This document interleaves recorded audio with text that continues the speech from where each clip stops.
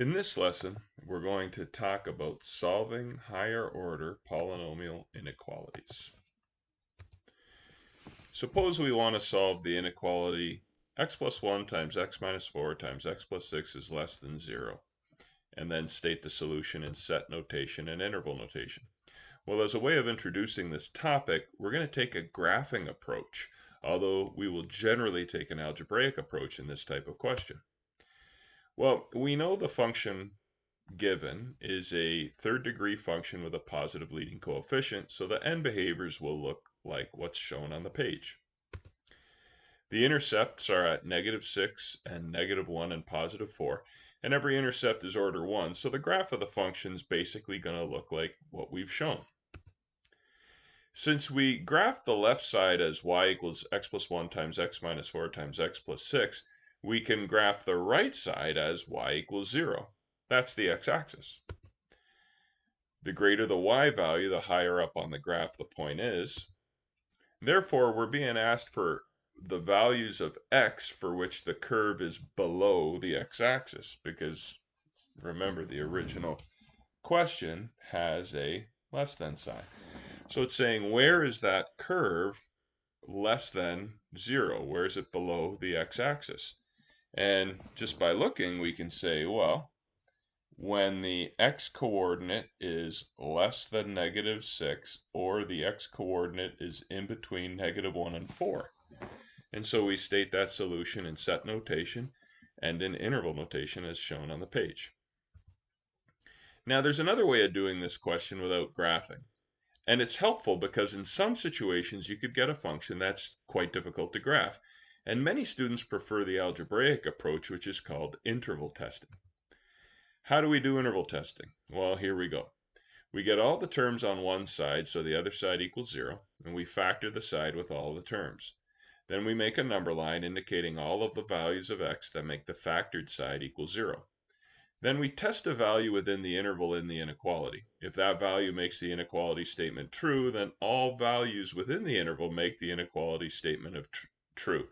And if that value makes the inequality statement false, all values within the interval make the inequality statement false.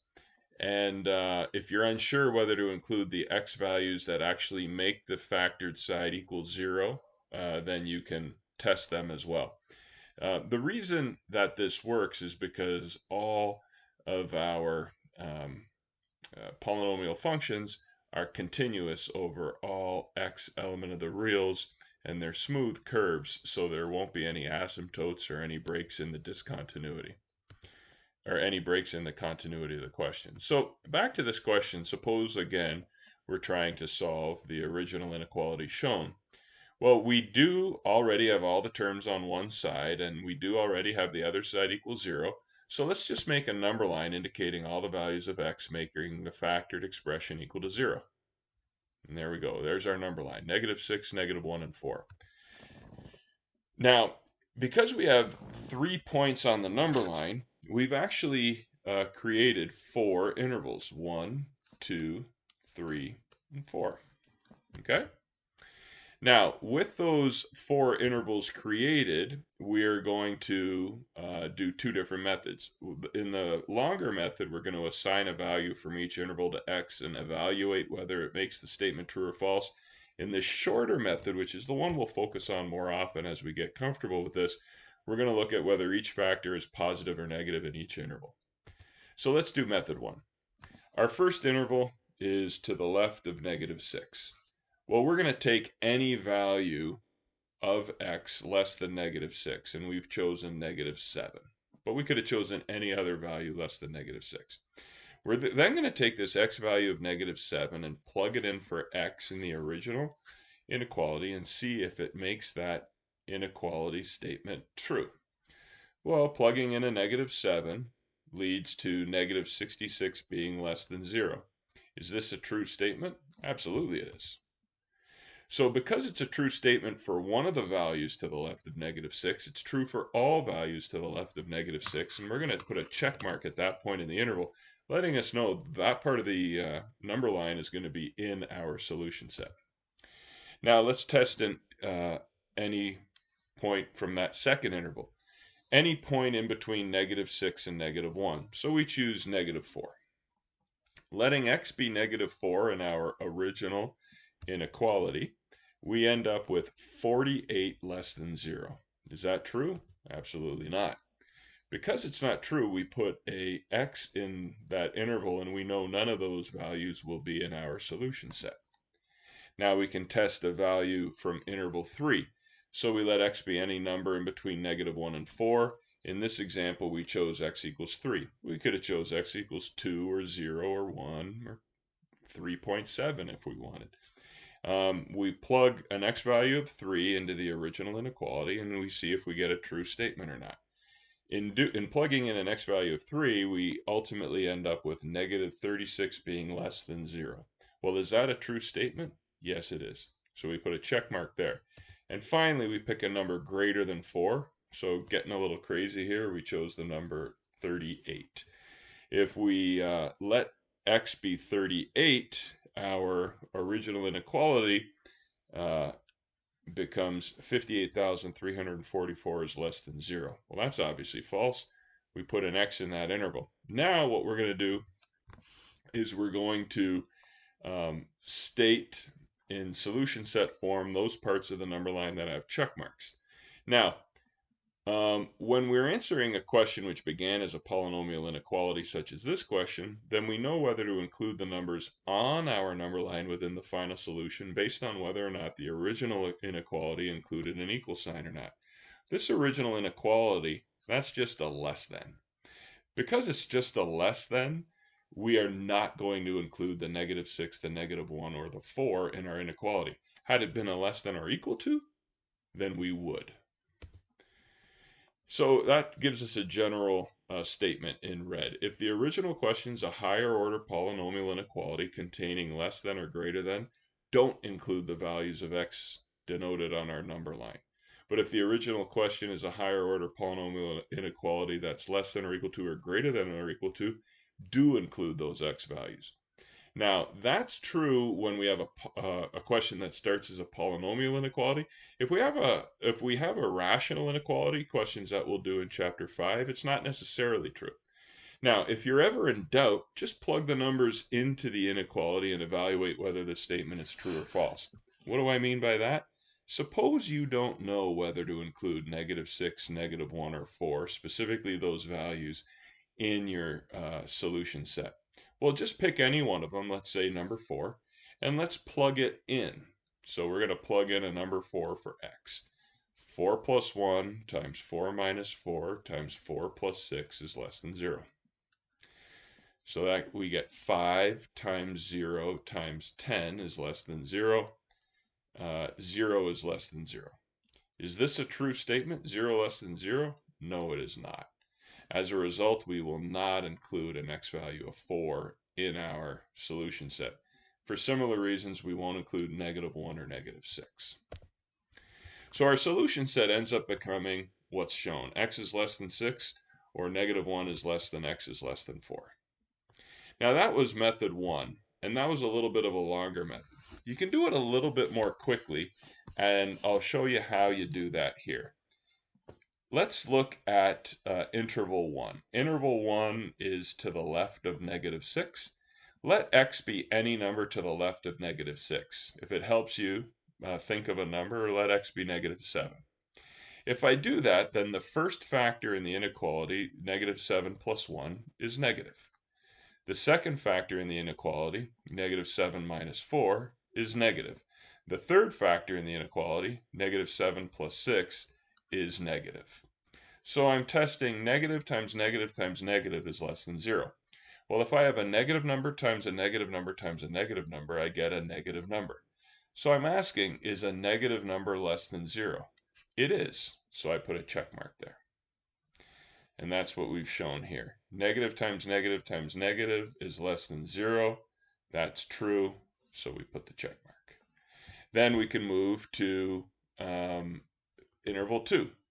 In interval 2, let's say we let x be a number between -6 and -1, such as -4.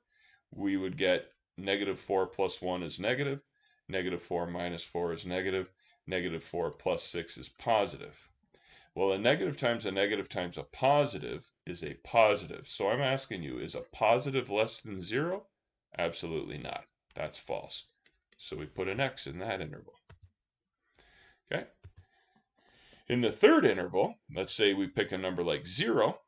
We would have 0 plus 1, which is positive, 0 minus 4, which is negative, 0 plus 6, which is positive. Is a positive times a positive less than 0? Yes, it is. Check mark. And finally, if we took a number like we said 38 and we put that in representative of our fourth one, we don't actually have to do the calculations. 38 plus 1 is positive, 38 minus 4 is positive, 38 plus 6 is positive. A positive times a positive being less than 0 is like saying a positive is less than 0. That's clearly false. And then we can state our solution set or put it in interval notation. Okay, let's try another example. X cubed is greater than 11x plus 14. Well, we get all the terms on one side, and then we use the factor theorem because we have a cubic. Letting x equal 1 does not let the expression equal 0. Neither does letting x equal negative 1 or 2. But letting x equal negative 2 does make the expression x cubed plus minus 11x minus 14 equals 0. That means x plus 2 is a factor. So we do our synthetic division. Remember to make sure to put a placeholder of 0 in for the x squared term. And when we factor it out, we get x squared minus 2x minus 7 as our other factor. So we're saying x plus 2 times x squared minus 2x minus 7 is greater than 0. Okay. Well, that doesn't factor. So we're going to use the quadratic equation to determine the zeros. When we use the quadratic equation and we get root 32 under the 32 under the radical, that simplifies to 4 root 2. And then from here, we can factor a 2 out of the numerator and cross it out with the 2 in the denominator. We get 1 plus or minus 2 root 2. Those are the roots of that polynomial expression on the left-hand side. Now, we're going to have simplified answers in our ultimate solution. Now, it's helpful in a question like this to evaluate what does 1 plus or minus 2 root 2 equal? In other words, what does 1 plus 2 root 2 equal, approximately? And what does 1 minus 2 root 2 equal, approximately?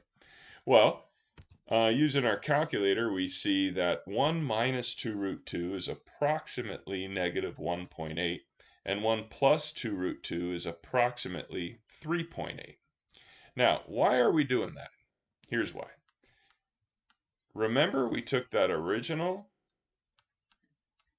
cubic, and we made the inequality look like this. Then we factored out an x plus 2, and we had x squared minus 2x minus 7. Now, if x is, if the roots of that quadratic are negative 1.8 and 3.8, then that means that that quadratic is roughly the same as x plus 1.8 and x minus 3.8. Okay? Now, some students find that hard to remember, but just remember if negative 1.8 is one of the roots of this expression, then x plus 1.8 is one of the factors. And if 3.8 is one of the roots of that quadratic expression that we got from the quadratic formula, then x minus 3.8 is one of the factors. Now, this is an approximation. This is no longer exactly true. It's an approximation. But what's good about it is it's going to allow us to create a number line and do our interval testing with the values negative 2, negative 1.8, and positive 3.8 denoted on our number line. Okay. So in this slide, we say what we've just mentioned. X squared minus 2x minus 7 is roughly x plus 1.8, x minus 3.8. Our original quadratic inequality is roughly equal to that factored expression. We can create a number line. Now, If I let x be a value less than -2, all three of these factors are negative. Well, a negative times a negative times a negative being greater than 0 is false. So we put an x in that first interval. Now, we can let x be a number in between -2 and -1.8, for instance, -1.9. If we do that, then what happens is, letting x be -1.9, we get positive, negative, negative. Is that greater than 0? Yes, it is. So we put a check mark there. If it helps you to actually plug the value in and evaluate it to see whether it's true, do that. But many people don't have to actually plug the values in. Now we take a number in between -1.8 and 3.8. Let's say the number is 0. Letting x equal 0, we get a positive times a negative being greater than 0. Well, that is a false statement. So we put an x there. And finally, letting x be a number greater than 3.8 makes every one of these factors positive. A positive times a positive times a positive is greater than 0, and we put a check mark. Okay, now you might ask yourselves if the numbers on the number line themselves make the inequality true. The answer is no. For instance, if we let x equal -2, then the inequality becomes 0 greater than 0, which is false. The same holds true for the other values on the number line. Or you might remember the general rule saying not to include those values because we had a polynomial inequality at the start that did not have equals in the inequality operators. So when we later talk about rational inequalities in Chapter 5, that won't be a rule that holds true, but for now it is. So you might say then, okay, here's our solution set. Our solution set is -2 less than x less than -1.8 and x greater than 3.8. But remember, we're sophisticated people and we don't use decimal approximations in our final answer. We're using them in the body of our solution to help us create the number line, but we're actually going to put in the accurate irrational number values for the approximations of -1.8 and 3.8. Well, -1.8 was an approximation for 1 minus 2 root 2, and 3.8 was an approximation for 1 plus 2 root 2. And so these are our answers given in both solution set form and in interval notation. All right, let's try this next one. Solve this inequality. Well, it's a 5th degree polynomial inequality. We're going to make one side equal 0, and we're going to start using the factor theorem. If I plug in x equals 1, it actually equals 0. So x minus 1 is a factor. I do some synthetic division, and we have x minus 1 times a 4th degree polynomial being less than or equal to 0. Well, now let's do the factor theorem on that 4th degree polynomial. Let's try letting x equal 1 again. Hey, it works a second time. Awesome. So x minus 1 is a factor a second time. Let's divide x minus 1 from that 4th degree polynomial. And when we do that, we get the 3rd degree polynomial, 6x cubed plus 37x squared plus 46 minus 33. Now, does x equal 1 again? No, we couldn't. We tried too many times with x minus 1. But we could try x plus 1. That doesn't work either. We could try, now at this point, you might say to yourself, okay, we've tried 1 and we've tried -1. It makes sense to try 2. Don't, because our constant term is 33, and any number that works in the factor theorem would have to be a factor of 33. 2 is not a factor of 33. So instead of trying 2, let's try an x value of 3. Plugging in an x value of 3 to that cubic polynomial does not give us a, it doesn't work. But plugging in a -3 does. It gives us a value of 0. So x plus 3 is a factor of that cubic polynomial. Factoring that out, we end up with x plus 3 times 6x squared plus 19x minus 11. Now, 6x squared plus 19x minus 11 is equal to 2x minus 1 times 3x plus 11. So putting all of our slides together, we see that the original inequality we can bring all the terms to one side, let it equal 0. We can factor, and we get this wonderfully well factored inequality expression right here. We're going to build a number line off of that. And that number line is going to have a few x values pointed out. It's going to have an x value of 1 from that factor. It's going to have an x value of 1/2 from that factor. It's going to have an x value of -3 from that factor, and an x value of -11/3 from that factor. Make sure you put them obviously in order from least to greatest, left to right. And there we go. Now we're going to compare. We have 4 values on the number line, so we have 5 intervals, and we're going to let x have a value inside each one of those intervals and test whether it makes the original statement true or false. So letting x be a number less than -11/3, we end up with a true statement. So any value of x less than -11/3 makes the original inequality statement true. Okay, now let's let x be a number in between -11/3 and -3. If we do that, what happens is this 3x plus 11 factor becomes positive, and the other factors are negative. But this one negative factor is being squared. We actually get a positive value when we do that. Is that less than or equal to 0? Absolutely not. So we put an x there. If we let x be a value in between -3 and 1/2, for instance, 0, we get a negative quantity squared times a positive quantity times a negative quantity times a positive quantity being less than or equal to 0. That's actually true. We put a check mark. If I let x be between 1/2 and 1, I get a positive value being less than or equal to 0. That's false. And then if I let x be a value greater than 1, I also get a false statement. And some people get lulled into a false sense of security because they see this alternating pattern of checkmark x. They assume there will be a check mark here, but in this question there's actually an x there. Okay?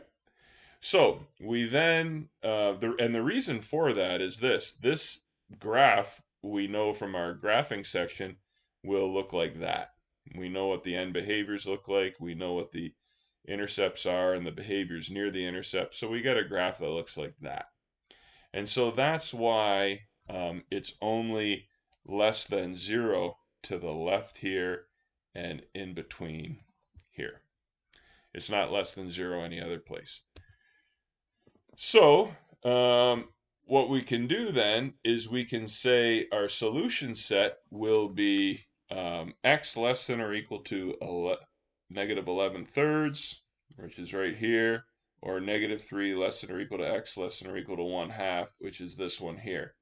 A lot of people remember to include the equal signs because the original inequality was a polynomial inequality and it had less than or equal to.